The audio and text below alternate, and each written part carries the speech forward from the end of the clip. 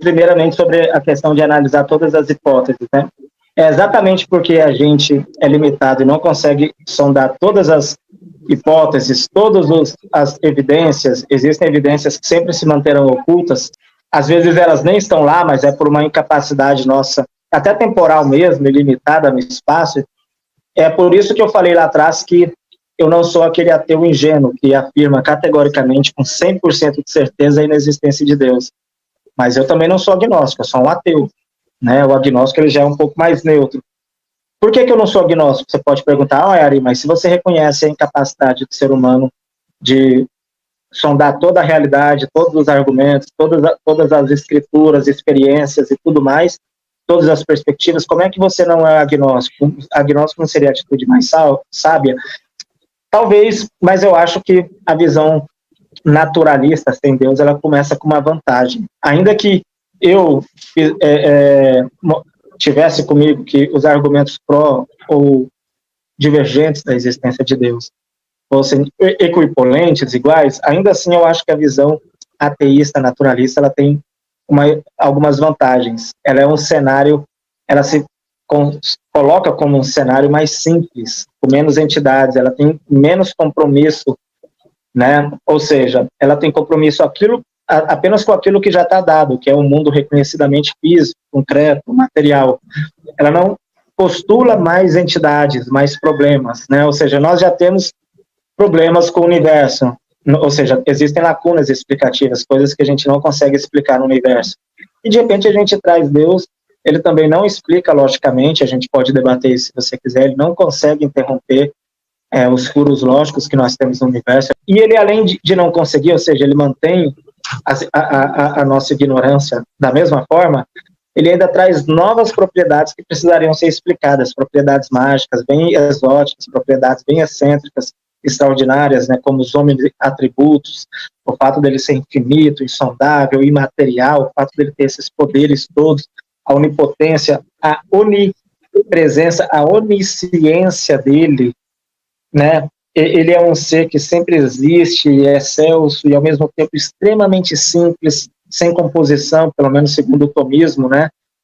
E, ou seja, a gente torna o cenário da realidade mais complicado, porque nós já temos um universo que tem algumas que nos põe em contato com alguns problemas, né? Algumas situações que a gente não consegue responder ali devidamente, pelo menos ainda não conseguimos responder. E, de repente a gente adiciona entidades que, além de não responderem, porque a gente só transfere o problema para elas, como eu posso exemplificar se você quiser, mas além da gente transferir o problema para essas entidades, elas vêm com esses atributos que a gente sequer ousaria em tentar explicar, ou seja, a gente não sabe explicar o universo e a gente adiciona mais entidades que a gente não sabe explicar essas entidades. Essas entidades, com Deus, por exemplo, elas só se justificariam por mérito de uma fé, ou seja, de uma perspectiva psicológica de fé, mas do ponto de vista filosófico, lógico, de fundamentação e tudo mais, não se justifica, né?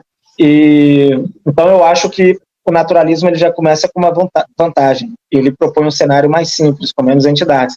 Ele também tem um poder explanatório maior do que o teísmo, porque ele consegue explicar de maneira mais simples, adequada e científica a realidade.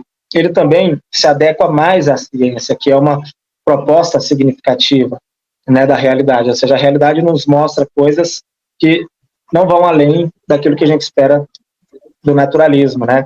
E ele também é mais preditivo, o naturalismo, né? Porque você tem duas hipóteses, a hipótese de Deus cristã, já que eu estou conversando com você, eu vou colocar a hipótese do Deus cristão, e a hipótese do naturalismo, que exclui Deus, entidades transcendentes. Ora, a hipótese do naturalismo, a gente tem que testar. Qual hipótese é mais interessante? A de Deus ou a hipótese naturalista sem Deus? A gente precisa ver as predições que elas têm. Se Deus existe, o que a gente espera do universo? E se Deus não existe, se tudo é natural, o que a gente espera do universo? Me parece que o único cenário preditivo do naturalismo, que é um mundo com miséria, com dor, com prazer também, mas é um prazer que coexiste com a dor, com a miséria, é um mundo limitado, com ignorância, com acertos e erros, tem coisas boas e coisas ruins, é um mundo onde as complexidades vêm aos poucos, num processo evolutivo gradual, que você, como criacionista, não tem obrigação de acreditar, mas eu coloco dessa maneira, né? Então, o único cenário concebível para o naturalismo é exatamente, coincidentemente, aquele que existe, aquele que nós temos. Esse mundo nosso aqui, não há nada que prove que ele, de repente, apareceu tudo pronto, com tudo pronto.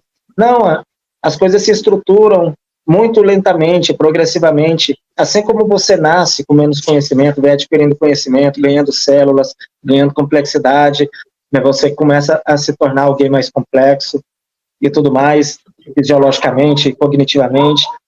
Você sai de um ovozigoto ali, né, e vai complexificando cada vez mais até virar um ser vivo, adulto, né, com várias habilidades, capacidades, conhecimento.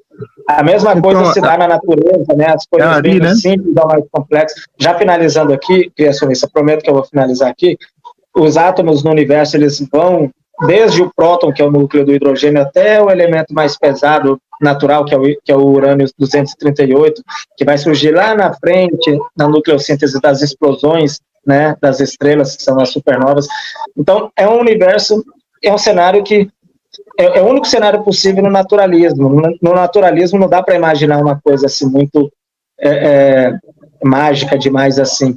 Agora, qual que é a predição do cenário de Deus? Qualquer uma, porque se Deus é onipotente, qualquer cenário pode advir dele, tanto esse universo nosso, quanto 1 trilhão de outros modelos de universo. Então, eu acho o nosso cenário naturalista, ele é mais preditivo, ele é mais explicativo, porque ele propõe um único cenário, pelo menos pouquíssimos cenários, e a gente observa um desses pouquíssimos cenários coincide exatamente com um cenário que a gente poderia prever como sendo um cenário naturalista, né? Na ausência de Deus, como é que seria o universo? Seria mais ou menos isso que a gente observa mesmo, mas pode falar aí, criacionista.